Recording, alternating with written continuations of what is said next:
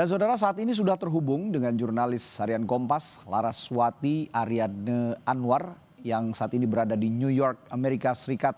Saya akrab biasa panggil Mbak Dane ya. Selamat pagi waktu Amerika Serikat, Mbak Dane.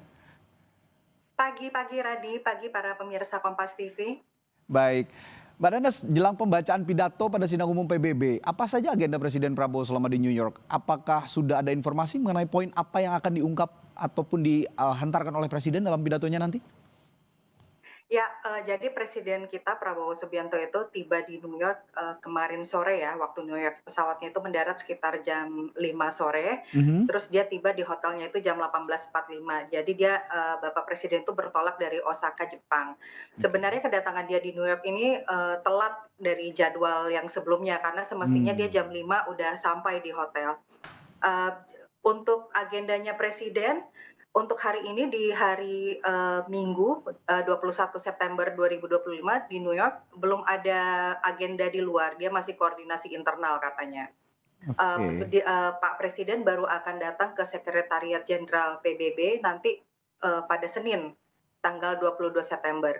Nah, di situ dia belum, berpidato untuk di debat umumnya itu Selasa tanggal 23 September, tapi hari Senin itu penting sekali dan mungkin, menurut saya itu salah satu hari yang bersejarah bagi PBB, karena di Mhm. situ akan ada diskusi mengenai pengakuan solusi 2 negara untuk Palestina. Dan Indonesia seperti yang kita ketahui kan adalah pendukung setia dari, solusi 2 negara itu. Jadi, Presiden Prabowo dia akan berpidato di sana dan dia juga akan berpidato untuk membahas solusi 2 negara itu antara lain dengan Presiden Prancis Emmanuel Macron. Oke. Baru pada 23 sorry, kenapa Redi? Ya, baik, silakan silakan Mbak Dana diteruskan.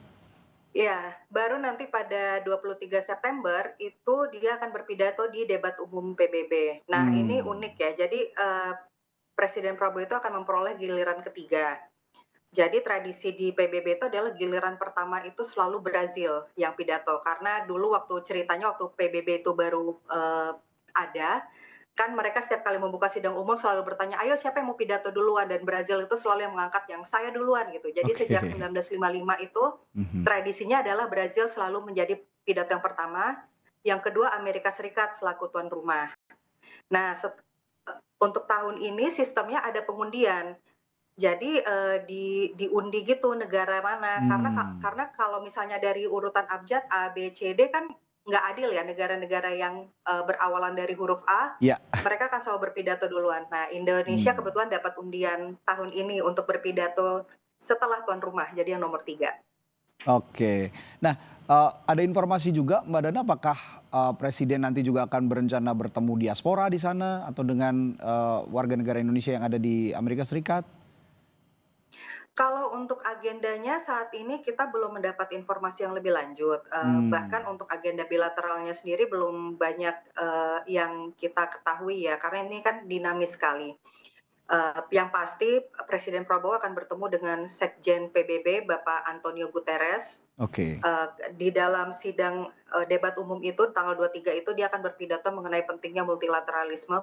Patut diketahui bahwa Indonesia ini bersama 9 negara plus, UN Foundation, Hmm. ini adalah penggerak, reformasi PBB, terutama di bidang multilateralisme. Jadi, itu isinya antara lain adalah Indonesia, Norwegia, Meksiko, Liechtenstein, Jamaika, Barbados. Hmm.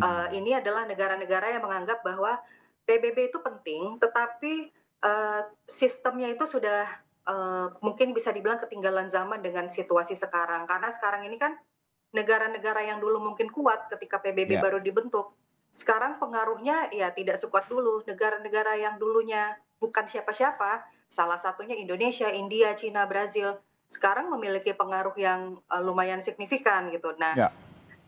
PBB itu sebagai organisasi multilateral itu juga patut, melakukan reformasi supaya lebih relevan dengan situasi dunia yang sekarang. Karena ada banyak kegelisahan dan ada banyak, kritik yang mengatakan bahwa, banyak sekali resolusi dari PBB ini, kurang berpihak kepada misalnya negara-negara berkembang atau, belum mampu melihat persoalan nyata yang dirasakan oleh mayoritas masyarakat dunia. Hmm. Seperti itu Radi. Baik, selain, pidato di sidang umum PBB, Tadi Anda juga sempat menyinggung Mbak Dana soal kemungkinan adanya pertemuan bilateral dengan pemimpin-pemimpin negara lain yang juga hadir dalam forum yang sama. Nah, kira-kira negara mana saja yang sudah terlihat kemungkinan akan juga menjalin komunikasi bilateral dengan presiden kita?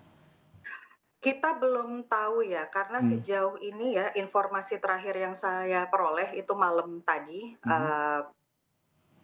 mengatakan bahwa Indonesia itu diundang ke 258 pertemuan. Oh, banyak sekali. Ada Hmm, banyak sekali gitu. Jadi ada pertemuan yang memang mandatory, yang artinya wajib dilakukan, dan ada hmm. pertemuan yang mulai dari tingkat kepala negara, tingkat menteri, sampai ke direktorat jenderalnya. Nah, ini belum tahu karena, dari pihak, sekretariat presiden dan Kementerian Luar Negeri sendiri kan masih memilah ya, mana yang benar-benar signifikan yang emang harus dihadiri oleh presiden, mana yang bisa diwakilin gitu. Jadi, Hmm, ini kan masih sangat dinamis ya dan masih hmm. ada 1 hari, 2 hari lagi bahkan, sebelum yang dia debat umumnya itu. Jadi, Oke, kita sendiri juga masih bertanya-tanya. Tapi yang jelas, pertemuan-pertemuan ini, ja juga membahas tentang isu ketahanan pangan, tentang oke. mitigasi krisis iklim, Mhm. tentang lingkungan. Karena kan, Bapak Presiden juga selain Bapak Menteri Luar Negeri Sugiono kan, beliau juga datang membawa, sejumlah menteri lain yang memiliki keterkaitan gitu kan dengan bilateral ini, antara lain ada Menteri Hak Asasi Manusia, yaitu Menteri Menteri Ketahanan Pangan, Menteri Kesehatan. Oke, ya. Kita sangat-sangat menantikan sebetulnya ya, ini adalah momen yang bersejarah untuk Indonesia. We're looking forward to see our president in front of the United Nations gitu ya di PBB yang sering kali juga kita melihat presiden-presiden kita sebelumnya menyampaikan atau pemimpin-pemimpin kita sebelumnya menyampaikan sesuatu, tapi tentu saja Pak Presiden Prabowo ini yang tadi juga sudah diungkapkan oleh Mbak Dana punya concern khusus terhadap isu-isu tertentu. Ini yang akan kita Iya, tunggu nanti pada tanggal 23 September mendatang, Mbak Dana. Baik, terima kasih iya. Mbak Laraswati Ariadne Anwar, jurnalis harian Kompas yang sudah berbagi Ya, sama-sama informasinya di Radit. Sapa Indonesia Malam. Selamat beraktivitas, Mbak Dana. Sampai jumpa. Ya, terima kasih Radit, sampai jumpa.